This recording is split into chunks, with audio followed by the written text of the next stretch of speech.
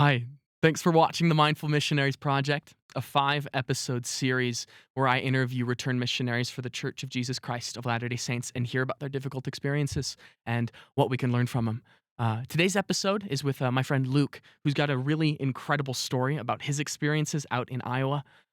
He is full of energy and a lot of really impressive um, uh, wisdom for somebody his age. He's only 18, but he knows a whole ton, and I think you'll really like what he has to say. So I hope you enjoy the episode.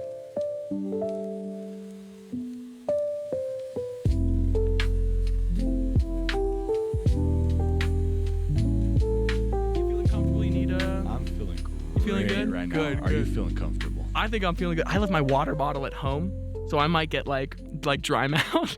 I already got dry mouth. Don't worry about it. We're already there. Yeah. Can I get you to state your name for the camera?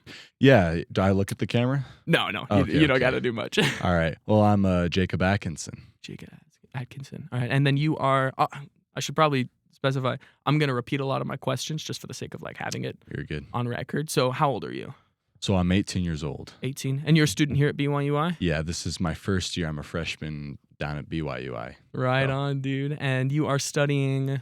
I'm studying communications right now, but I'm kind of in a place where I'm just trying to figure out where I'm going. So Yeah. I'm just trying everything out. Do you have an emphasis? I do actually. Wait, emphasis, is that communication or is that just like the idea? The communication is the major, and then within communications, there's public relations, videography. Oh, okay. It's video Oh, okay. productions. Yeah, So- dude. Then you're in the right place, dude. This is a good resource for video I was production. gonna say, I looked around, I was like, this looks kind of nice. Yeah, dude. Kind of homey. I got the cameras. I didn't pay for anything here. This is all the setup you can rent from the library for Really? yeah, for just a couple of weeks. They'll let you take it for free. Huh. Yeah, which is wild, dude. That's This camera, actually- the camera's really nice. Really? I was, Yeah, I was gonna say, dang, how much money did you spend to set this whole thing up? This not is a commitment. dime, dude. Well, I guess if you count tuition, I guess something, but That's something. yeah, for sure, man. So as you know, this is the Mindful Missionaries Project, sort of a setting for us to talk about our missionary experiences and give a good, well-rounded perspective on particularly what's important to me is like the difficulties of missionary service and some of the things that I wish I would have known about or learned about before getting in the field and stuff like that. So tell me, I guess a little summary of your missionary experience. Where'd you go? How long were you out? What was that like for you? And just I don't know, a couple of paragraphs. Yeah, of course. So I served in the Iowa City mission. Mhm. And basically we had everything from a little over Des Moines down, and we covered little parts of Wisconsin and Illinois. And it was a spectacular mission. And what I loved the most about it was just my mission president and the people I was with. And I'm sure you hear that all the time. Mission president's great. This was great. And they're truly astounding people. Mhm. I got set apart as a missionary on July 24th. And I was served at the MTC for about 2.5 weeks. And then from there on, I was out in the mission field for about 3.5 months. Mhm. So, and I came back early around the beginning of November. Okay. So it was a really short mission experience, but it was really probably some of the greatest 3 months I could have put aside. Good, man. That's awesome. I'd love to just kind of step by step, learn about your whole process and your whole experience. So, did you grow up a member of the church? I always grew up as a member of the church. Yeah. Yeah. Missionary service, was that something you were planning on through your whole life, kind To of be thing? honest, no. It's not that I was ever against it. I just never thought about it. Because usually in high school, they prepare you for your career, they prepare you for your job. So my whole time I'm sitting here, I'm like, I can't wait to go figure out my job, my career. Oh, I got missionary work. Mhm. I got to do. So that's really when we started submitting the papers for that. Me and my friends, we locked down and we were like, all right, we gotta. I don't say we were perfect about it, but we were trying to lock down and kind of focus more. One of my other friends, we were trying to hit the temple regularly once a week, and it became a tradition. Every time I go back home now, we go and hit the temple. But that's kind of how it started out. It was never on my mind. It was there, and I was never opposed to it. I just never thought about it until it came time to actually put the papers in. And then as you go to that um, portal and you just see the days count down until you're started part as a missionary. Just every month it gets more and more real. Yeah. That's funny. I never thought about it like that. But it is it's like a countdown, right? Yeah. So what you weren't thinking about it, and then you were. What changed? Like, how did that come onto the radar? Honestly, what changed was just your senior year in my hometown. Everybody kind of talked about the mission. They were like, "Oh, you're like, you're going to go on a mission." And I was like, "Oh, yeah, I'm going out on a mission. I'm going." I just never thought about it a whole lot, and like I said, I was never opposed about it. Just never thought about it. It wasn't really in my mind. And then I finally, when I decided to get more serious about the mission and like actually like, because I'm like, I'm going to set apart 2 years. I don't want to start my 2 years completely clueless. Mm-hmm. Because I was active in the church. I never did anything really bad. I just never really took the church seriously growing up. Right. And I think it's just a big part was I was comfortable in it. So Yeah. A lot of us can relate to that. Oh, right? yeah. Your senior year happens. Mission comes on the radar. Mhm. Tell me about the process putting in your papers. I was actually excited. Yeah. Because in my mind, I was reading my patriarchal blessing and it said, you're going to go serve and like, you're going to do a great job. You might learn, it said you might learn another language. Like you're going to love your mission president. And I was like, oh my gosh, like I'm excited. I'm good. Heck yeah, let's go. Mhm. So I started submitting the papers, but I was also kind of scared at the same time. And I'm sure you get that quite a bit. It's just like, it's something new. Like it's a new experience. And really when you're that young and you're kind of thrown in the world for a common cause that a lot of people don't know about or a lot of people could care less for, Mhm. it's definitely a scary experience. Yeah, absolutely. I couldn't count. What am I trying to say? The number is too high, and I could not count the number of times I was like nervous being in the field or like scared. Yeah. You know? Like you said, you served it. There's definitely a lot of times you're just out there and you're like thinking to yourself, you're like, what am I doing? Mhm. Like you're out here like, I don't even know like these people. I barely know my companion. Like, what am I doing? Yeah. It's wild like that. You gotta wrestle with that feeling a lot and fight through it. Without a doubt. Yeah. Tell me about your experience in the MTC. How did that go for you? Actually, the MTC I loved Mhm. a lot. And the biggest reason was because gathering together with a huge group of people who all have a common goal, that doesn't happen very often. And when the common goal is centered on Christ, well, that's an amazing experience. Everybody was, even if everybody wasn't perfect, and you could point it out, because there's times I'm sitting there and I'm like, bro, get out of high school. Like, you go, yeah, get out of high school. You know, people look at each other and be like, hey, she's pretty cute. You should go get her Facebook. Like, that was a thing going around when I was at the MTC quite a bit. Mhm. But it was just nice. And my district, I really loved my district. I got along great with a lot of people in my district. And we all worked together to build each other up. And that usually doesn't happen before. Because in high school, you're everyone is, or most people in high school are like socially worried about where they are in place of everyone else. And going to the MTC and just all that goes behind you and you focus on a goal and you have a team of people behind you. You support them, they support you. That's a great way in just 2.5 weeks to build up in the gospel. Mhm. Yeah, 100%. You were in the MTC from when to when? Ooh, I did online MTC for about a week. So about the beginning of August to like August 18th. Mhm. So Okay. about like 2.5 weeks. Okay, so then you got in the field in mid-August. Does that sound right? Yeah, it was around mid-August. Yeah. Okay. Tell me about that. Your like the first couple of weeks you're out in the field. What's going through your mind, or like what experiences you have? So I remember the first day we got off the airplane. It was the very first time me and my companion, we kind of watched a movie, and my MTC companion, we flew together. We had the same mission.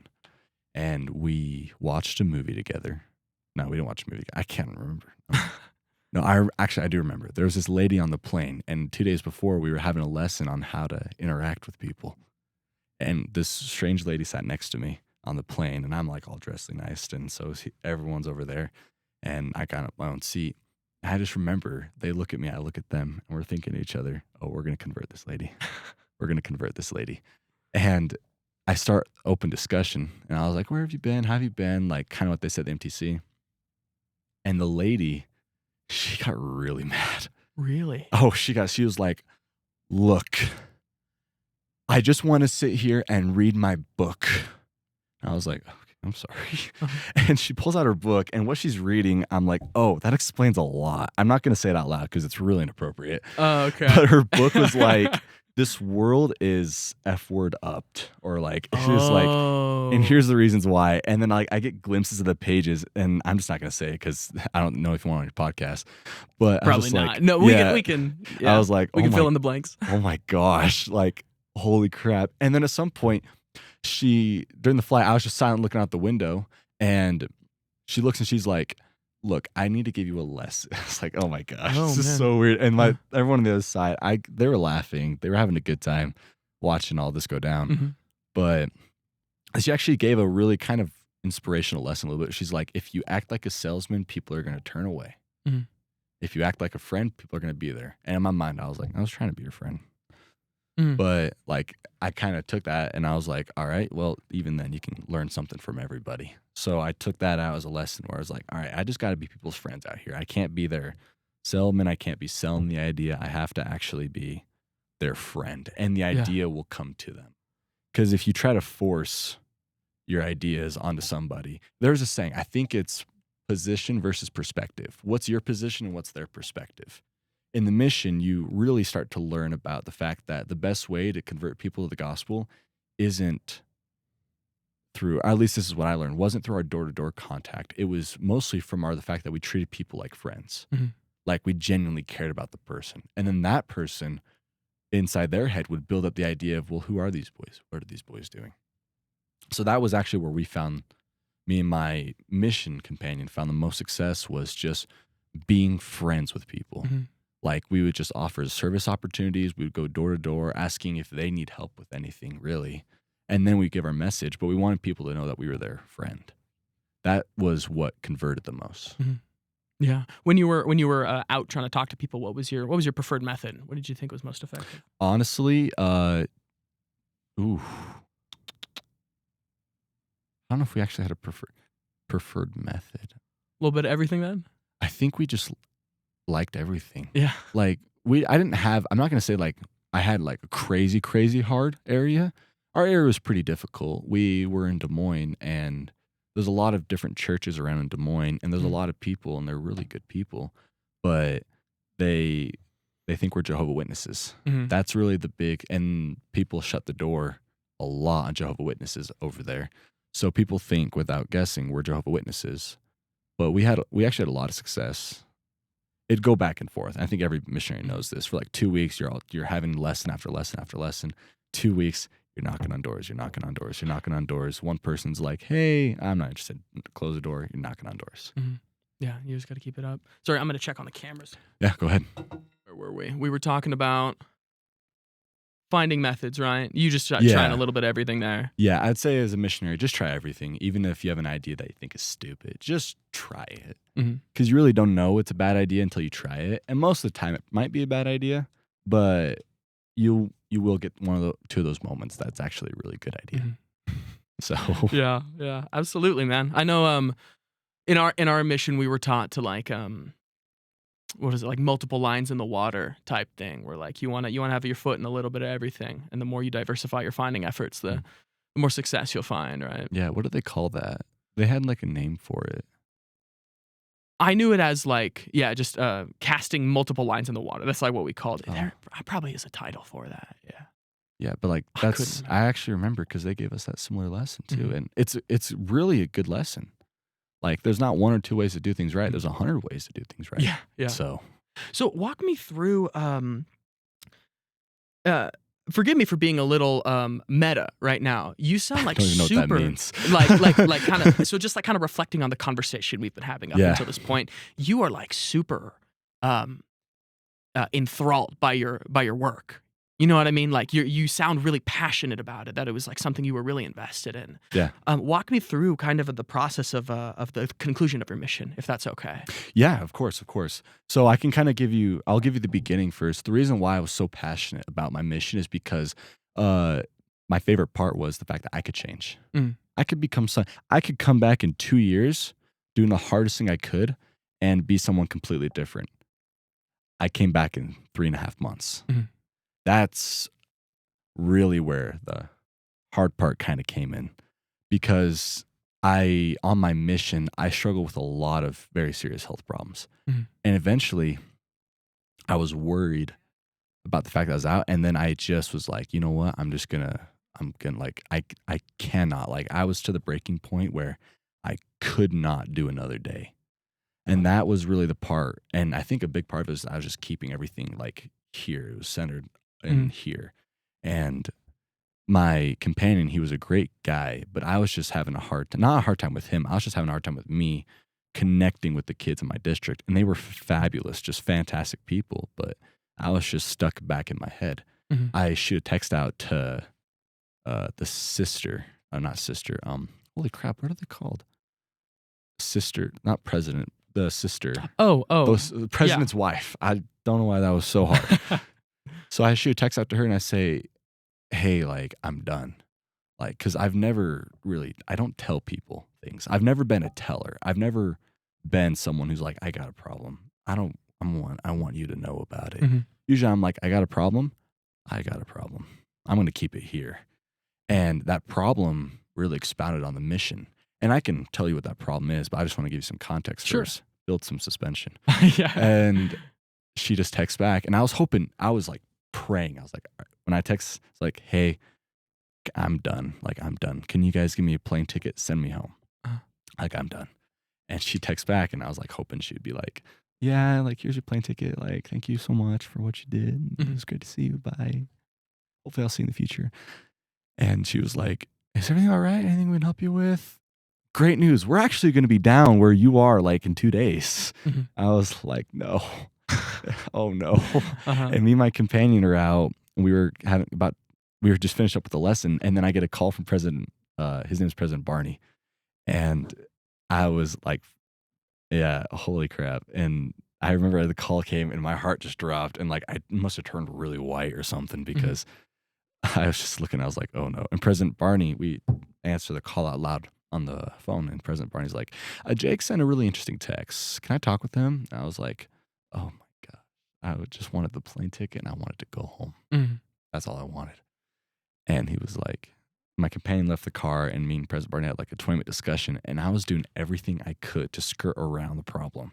Mm. And President Barney, like and Sister Barney was the exact same way. They were firm on like, oh, but like what I was telling them wasn't making any sense. I was like, oh, I just gotta like, get on with life. And it was such stupid Uh-huh. reasons. It was what I came up with in the moment. I was trying to lie to them. Yeah. And they were just like, that doesn't make any sense. We'll be down in 2 days. Uh-huh. We'll see you then, buddy. Hung up. And then those next 2 days, I just remember I was like, oh my gosh, this is so weird. Like, this is the weirdest. It was super awkward. And I was super uncomfortable. And I remember because I think we had like some state conference where President Barney had to give a talk. And it just so happened to be in the area. And Mhm. I just so happened to shoot a text 2 days before they were actually coming down and doing that. I had no idea this was happening. And so I get there, all the missionaries are there. And I remember President Barney pulling me aside and taking me away to a separate little room. And I just look at the other missionaries and I was like, oh my gosh, like everything's going like these guys are going to think I'm a bad missionary because I'm getting talked out by President Barney. And President Barney thinks I'm just trying to leave because I want to live life. Like, so I get there and I remember President Barney, he sat me down, looked me in the eyes, and he knew that I was lying and I was hiding something. Hmm. And he was very, very sincere and open. Like the first time he opened his mouth. Like there was not a single judgment or resentment, none like, why are you doing it this way? It was very much like, buddy, what's going on? And that really touched me. Also really freaked me out because now I was in a position where I could lie again. He knew it wasn't true. And I'm usually not a liar. I don't like to, but I was just so afraid to tell people what was going on because I didn't even know what was going on. And so I could lie again and get the ticket, go home, and they would be loving about it, and nobody would be any the wiser. Or I could just tell them how it is. And it could like end up me going home, or it could me end up staying out here. And so eventually I told him. And what I told him was, President Barney, like, I don't remember the exact words. I said, President Barney, I am having these really dark thoughts. Like, I was suicidal on the mission, Mm. and I was in a really, really deep state of depression, severely deep. And we were just talking about it, and I was explaining to him how I was feeling. I was like, President Barney, I'm anxious. I'm like, my brain's fogged up. I can't do anything. I'm messing up 24/7. Like, I've had these suicidal thoughts constantly. And as the mission prolongs, they just get worse and worse and worse. Mhm. And I sent that text because I knew I couldn't stay out here any longer with those thoughts being so pervasive. I don't know, Mhm. just lingering. So he just looks at me, and he was super, super nice about it. And President Barney knew some of my history of my car accident and me getting hit in the head with a baseball. And he just pulled his eyes like, Jake, you didn't do anything wrong. And he was telling me, he's like, you did everything you could out here. You gave it your all, not knowing what this was, because I thought depression, suicide was all situational. I thought, oh, people are in bad situations when they are usually depressed and suicide. And it's true, but it's the other half of the factor. Turns out mine's chemical. My brain doesn't produce enough chemicals, or what, I don't know the exact terms. Mhm. So those thoughts become very common because my brain does not function properly that way. And I didn't want to believe that because I was like, no, no, no, no, no. That can't be true. But it was. It was very much true. And me getting hit in the head in a car, and me getting hit in the head by a baseball, passing out both times, only actually about 5 months before my mission, I ended up with head trauma on top of that. Mm. And I didn't get anything treated. In fact, I actually went back out and never got anything cured. And the part that really made this is the fact that I should have told, because I've always had these thoughts for a long, long time. I was always very, very depressed and upset and very anxious, Even before the accidents? even before. But Uh-huh. because of the head trauma, they heightened exponentially, Uh-huh. and they just got worse, worse, and worse. And President Barney was super, super sweet, and so was Sister Barney, and they were trying all that they could. But they said the biggest part with this kind of situation, because of where you are and because of what happened, is you just gonna have to pray to the Spirit to know if you need to be here or go home. Mhm. And so I was like, okay, I gotta pray. And it was about like a week of just sincere prayer, studying, pondering, and eventually, and like the mission, they have counselors out there. But I got this prompting, and it was strange because I usually my spiritual promptings are after a decision, and they're very quiet. Like they're not very, this was probably the clearest prompting I've ever had in a long, long time. It was super clear, and it said, just go home. Like it was just like that, just go home. And I called up my stake president, President Smart, and I knew President Smart since I was a little kid. And hearing his voice after months of just being with complete people, strangers, was, it almost made me cry Mm. because he answered, and he was so humble. He was so sweet. And he was just saying, Jake, what's going on? President Barney reached out to me. You want to talk for a minute? And I told him what's going on. And I told him, I said, President Barney, I keep getting the prompting to come home, but part of me doesn't want to. And President, not President Barney, President Smart. And President Smart said, if it's a prompting, I would listen. He said, if it's a prompting, I would listen. It's your decision, and keep praying about it. Like, make sure you understand completely, because this is a big decision. Once you come home, you can't go back out. But like he said, pray about it. Just like make sure you follow what the Spirit says, even if it doesn't make sense to you. It will one day. And so I had to call my parents and tell them what was going on. And that was even harder than talking to President Barney, because hearing my mom and dad go silent over the phone as I explained it was really, really hard.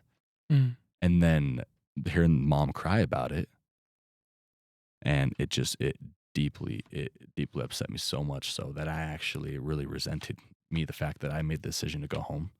But I knew once I made that decision, like that was permanent, and I followed the spirit. Like I was trying so hard to like find reasons, but the spirit prompting just kept getting stronger and stronger.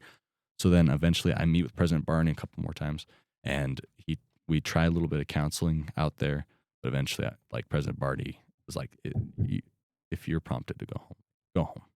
We would love to have you out here. We will do whatever it takes, Mm. but follow your prompting. It's kind of what he said. Mm. I don't remember the exact words. Mm. How did the counseling you were talking about? How did that? How did you feel about that experience? Ooh, On the weird. wall? Oh, it was weird. Yeah. Oh yeah, without a doubt. Because I've never been open. I've never opened up to people and tell them how I feel usually, and I still don't.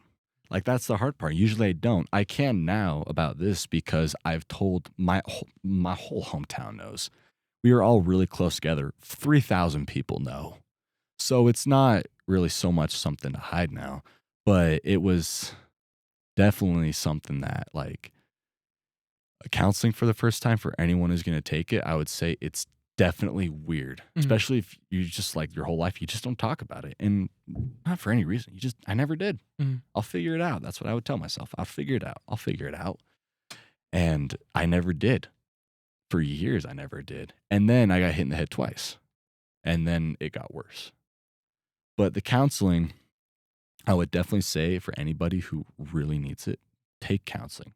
If you don't like your counselor, you can get another one. And I got counseling through the church and it was free. Mm.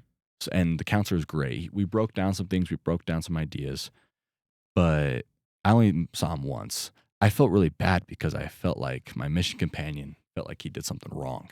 And he didn't. He did great. And I had to go tell my other missionaries I did something. I'm heading home. And these guys were my really close friends. Like I really, really admire these guys. And it was kind of weird telling everybody I'm actually going home early. And like missionaries be like, "Oh, what happened?" It's like, "Oh, it's just a long story." And then usually when they hear that, they're like, "Oh no, like yeah, they know they don't know, but like they're like he won't talk about it." Mhm. But that's when really a lot of blessings I'd say happen Yeah. because my dad flew out to come pick me up, and my dad got to meet President and Sister Barney. President and Sister Barney drove me with them. I think it's guaranteed, like mandatory, but they still did it anyways, out of their way, and dropped me off. And they got to meet my dad. And after seeing my dad for 3.5 months, which by the way, on a mission, it feels like a lifetime. Like I feel like I saw my dad forever ago.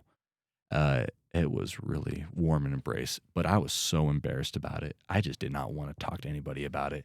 I was even debating on going to church once I got home because I was like, I just don't want people to know about it. Mhm. And we fly home. The flight was pretty calm, laid back. Dad was very, very sweet, very kind.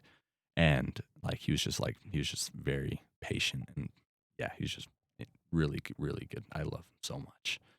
The fact that he'd fly out to come get me, so he like spent about 16 hours on a plane. That means a lot. Yeah. It really does, especially going to Iowa in the Mhm. middle of nowhere.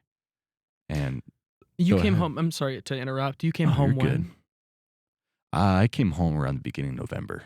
Okay. So Okay. August, September, October. Yeah, around the beginning. Actually, I think it was mid-November. Yeah, around mid-November. Okay. And yeah, it just uh, flew home, and my dad said, "Hey, your whole family's out there waiting."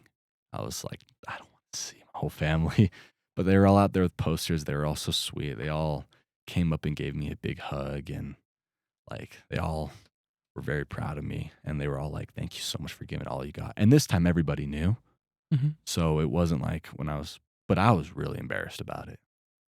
So, I mean, have you ever like had a situation like that where like you were really embarrassed and you didn't want anybody to know, but your whole family knew, and you just didn't want to go home at Uh-huh. all, You mean like on the mission or like or just in beyond? general, like you just didn't want to go home because you were embarrassed about Oh something? yeah. Yeah, Yeah. like I was like, I'm going home and I'm embarrassed about this. And where I grew up, everybody's really connected.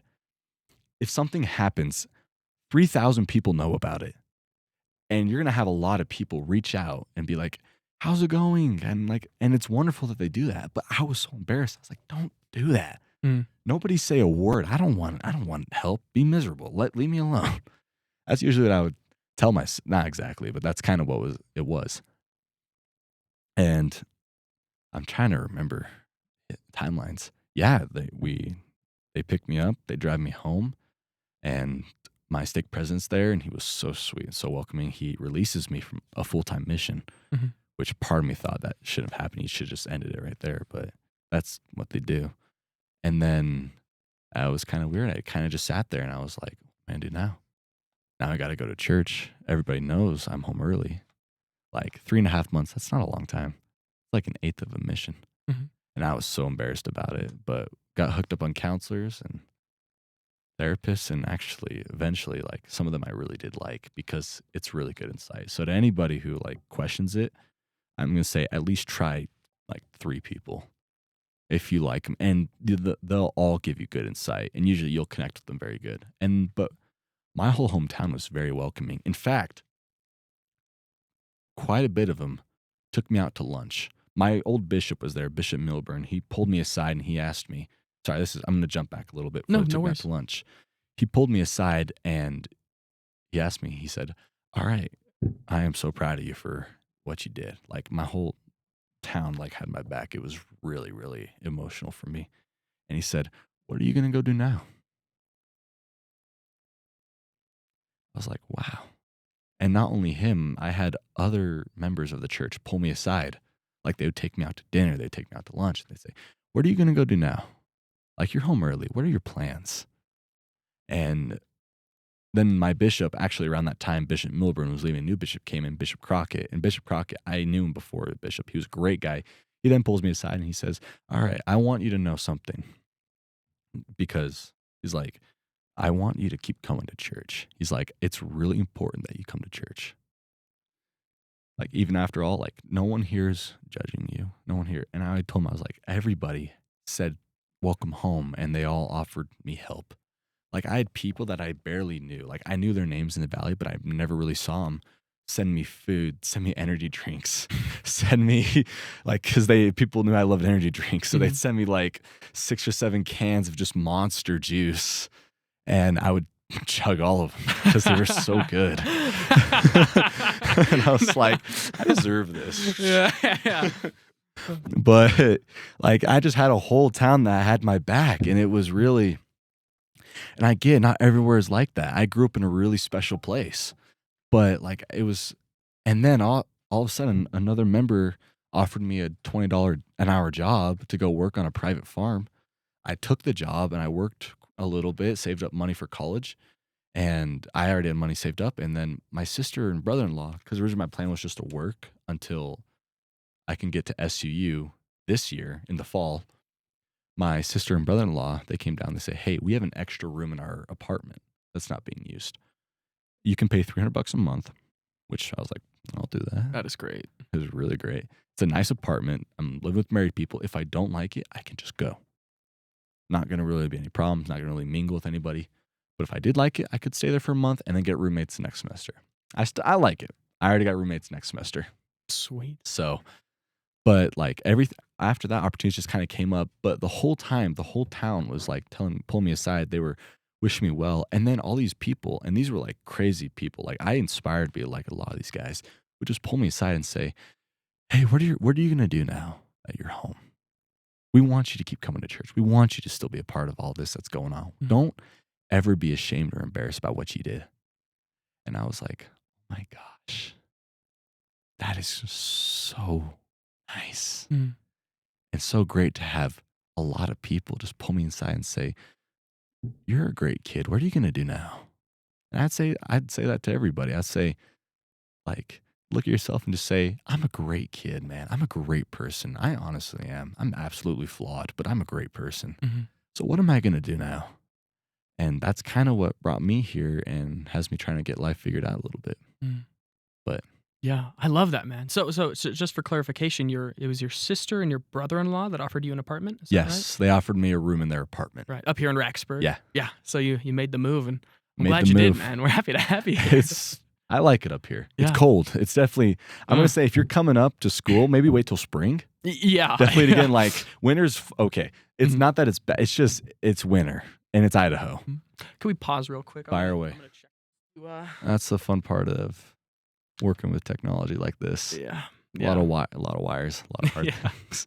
So I think we're coming up on our time, but I wanna kind of wrap it up by pulling back a little bit and um, talking about your relationship with the Savior as you were going through this whole experience. Um, During your time in the service, it sounds like you certainly struggled quite a bit. Might have been a little hard on yourself. How did you view your relationship with Jesus Christ all throughout that experience, and then coming home as well? At first, not great. Mm. No, no, I was very much back in my head, and I was just like thinking, "Oh my gosh, the Savior is gonna be so disappointed in me because I'm going home for this stupid reason." Which, by the way, it's not a stupid reason, but I believed it was.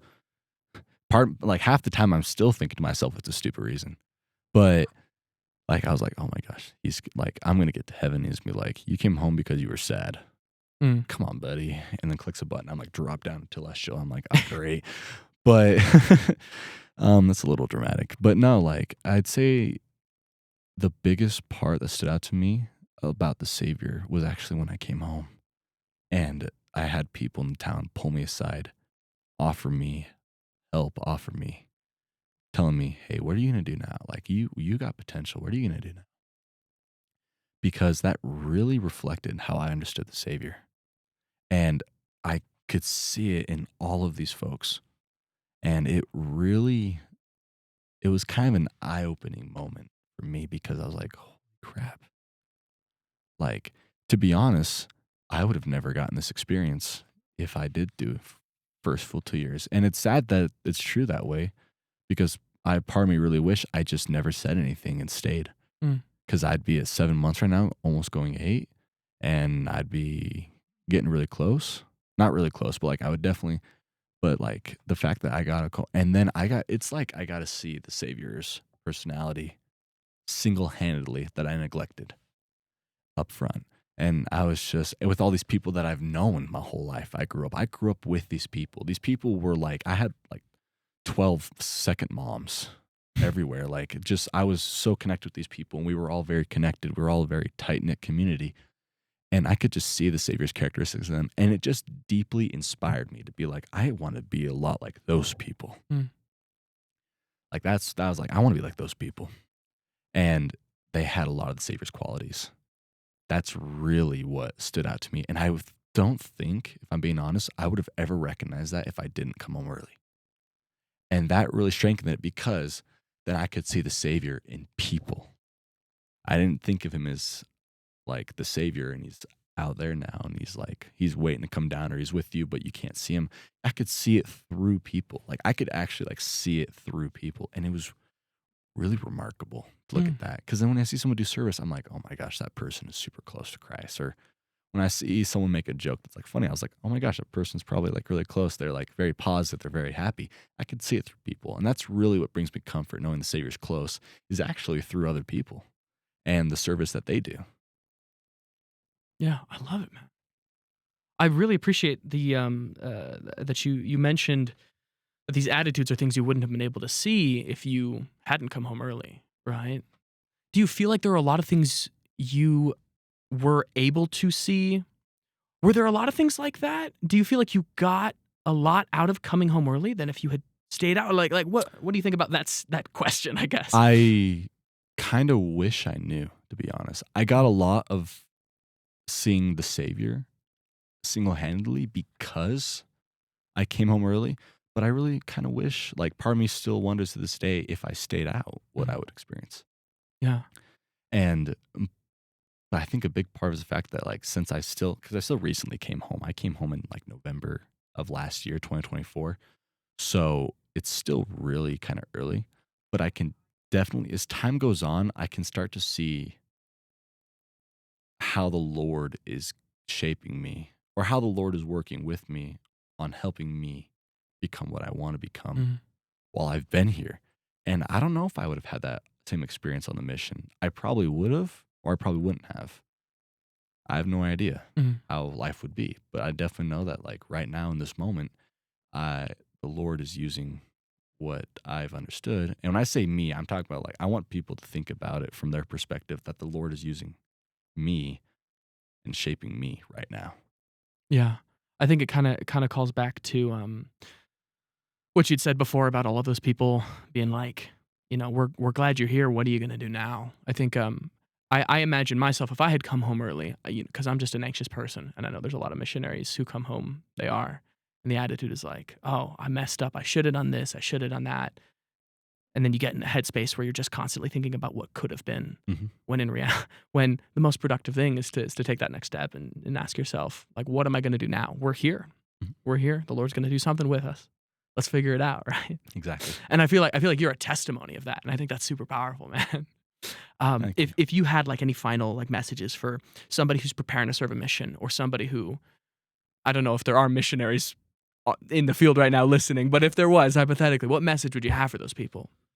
For people preparing, deeply pray about something you need to fix before you go out. And I don't mean like think to yourself like I got some flaws, but I mean like deeply pray. Mhm. I know if I deeply prayed about it, we would have caught on to this before I went out. Might have pushed my mission back a little bit, might have like served an in-service mission, whatever. Uh, Deeply pray about what you need to work on, because that's the first thing I'd say. Second thing is if you have those symptoms of depression, of suicide, of ADHD, not ADHD, geez, you don't need to get that cured. Uh, like go talk to someone. Go talk to your bishop. Like go talk to somebody. Go talk to mom and dad. They're not going to be disappointed. Most people, their parents would have their backs. There's a very, very small minority of people that they wouldn't. And those people aren't the parents of the people listening to this. Go talk about it. Missionaries out in the mission field. I would say, ooh,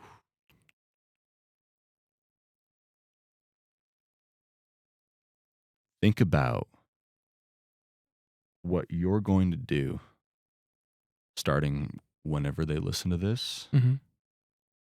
to make yourself a better person. Now, I know you're out on the mission. You do that all the time. 24/7, you're looking deep down the flaws. But I think people get too focused on teaching the lesson that they forget that they are in the lesson just as much as everyone else. A lot of times, a mission became a business when we were out there. We're going to work with these people. We're going to teach these people. We're going to just be their friend. And most importantly, just try to be a better person every day. Intentionally. Work on something. Can't remember what that quote is, but it's like get 1% better every day. And after 100 days, you're 100% better. Mm. Can't remember who said that. Maybe I made that up. I can't remember. If you did, dude, that's a bar. That's gospel. I'll take credit for it. Maybe some payments, a check. Yeah. But just the mission is just be 1% better every day. And you don't have to fix everything because you're never going to. But absolutely, 100% what that thing is that you just need to work on a little bit better. So do it. Mm. And also at the same time, though, accept your flaws. Accept the fact that you're not going to be perfect. And God says, learn about who you were. It says, learn from the past, live in the moment, prepare for the future. That's another thing I'd say for missionaries is learn from the past. I did that. I'll do something different. Do it right now. So when you're in the future, it's a little bit better. Mm. I love it, man. Thank Dude, you. you are chock full of like really good sound bites. Ah, thanks, You're a dude. natural, man. I'm Yeah. blushing. Yeah, Thank you. thank you for sharing that story, man. That's incredible. I think there's Yeah. a lot to learn from that. No, there is. I don't share that story very openly. I did with my hometown, and then this is actually the first time I've shared it since I've been out Yeah. up here at BYUI. I don't share. That's something I could say I'm still working on to this day. It's just sharing. Yeah. Yeah. Well, hopefully the technical difficulties won't hold back the Hey, message. You know? the power of editing. Yeah. I'll do my best to do it justice. You're gonna do a great job. I appreciate it, man. All right. Is that any final thoughts for the people at home or wherever? I don't have anything. No, Thank you I for don't having either. me on Yeah. here. Absolutely. Thank you for being here, man. And thank you for watching. Have a good day.